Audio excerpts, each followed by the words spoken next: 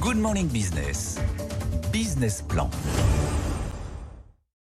Sur BFM Business, on va essayer de voir comment on valorise les marques. C'est quoi la valeur des marques françaises? On va voir ça avec vous, Bertrand Chauvet. Bonjour. Bonjour. Vous êtes le directeur général de Brand Finance et vous publiez aujourd'hui votre étude annuelle sur quelle est la valeur de ces marques. Alors d'abord, avant de voir, parce qu'il y a beaucoup de luxe, forcément, il y a aussi un peu d'industrie, il y a Total Energy qui remonte dans le classement.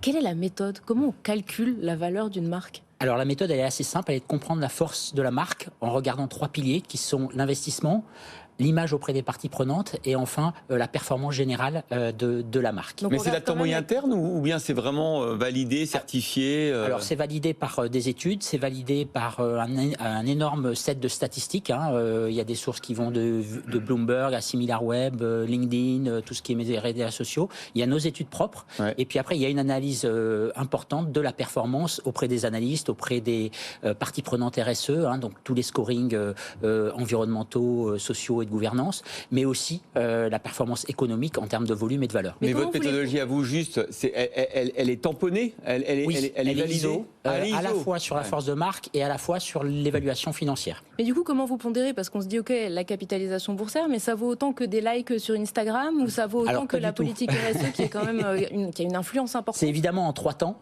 C'est de bien comprendre la compétitivité de la marque dans son univers de concurrence, en quoi elle est plus ou moins forte, et c'est scoré sur 100. Une fois qu'on a ce score-là, on va l'appliquer à un taux de redevance, c'est-à-dire la capacité à monétiser cette marque. Et enfin, on va le multiplier par la performance présente et future pour arriver à une valeur actualisée nette, c'est-à-dire la valeur de l'actif marque. Alors moi j'ai une question, parce que j'ai regardé le top 10, alors évidemment il y a 6 marques du luxe dedans, numéro 1 Louis Vuitton, numéro 3 Chanel, Dior qui rentre dans le top 10, Hermès bien évidemment. Mais alors Total Energy en deux, quand je vais acheter de l'essence, est-ce que la valeur de la marque Total Energy est vraiment importante? Pourquoi est-ce que Total se retrouve numéro 2? Alors Total se retrouve numéro 2 parce qu'en fait il retrouve une dynamique, il progresse de 54%. Il avait été assez affecté l'année dernière par la baisse des prix justement de l'énergie, mais c'est surtout son modèle multi-énergie et la projection que donne Total Energy sur le futur qui est importante aujourd'hui. Elle est extrêmement valorisée par les actionnaires, par les parties prenantes financières qui donnent une pérennité au modèle. Évidemment. Après, il ne faut pas oublier aussi que la marque Total Energy, elle s'est énormément consolidée ces dernières années, notamment avec l'intégration de Direct Energy, par exemple, qui a permis finalement ce rebranding sur un modèle qui n'est plus relié uniquement à l'énergie fossile, mais qui s'ouvre sur le solaire, sur l'éolien, voilà, exactement. Donc, la présence de la marque, elle va évoluer. Son modèle est en train d'évoluer, d'un modèle de station-service uniquement. On a vu la cession, notamment des stations-service dans beaucoup de géographies européennes, les stations françaises restant. Mais par contre, on va avoir une évolution finalement de la présence de la marque et de son rôle dans la société, et c'est ça qui est valorisé aussi dans l'évolution de la marque aujourd'hui, qui est évaluée donc à 20 milliards d'euros cette année. Il y a des scores un peu aussi en demi-teinte, notamment dans l'industrie, dont on parle beaucoup ces derniers jours. On le voit par exemple qu'un certain nombre de secteurs industriels ou de la logistique sont mieux valorisés dans votre classement. Par contre, l'automobile, ça s'effondre complètement. Pourquoi? Alors la logistique, elle progresse de 38%. L'automobile, pour le coup, elle est plus en défaut.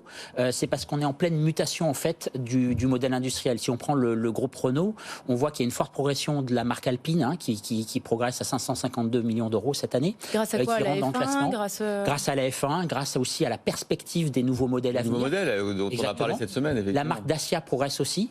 Par contre, la marque Renault régresse puisqu'il y a une évolution du portefeuille de marque, et puis il va y avoir une évolution aussi vers la nouvelle mobilité. La marque Mobilize va sans doute gagner en valeur dans les prochaines années puisqu'elle va prendre finalement dans l'ensemble du mix du groupe Renault. Qui se sert de cette valorisation des marques?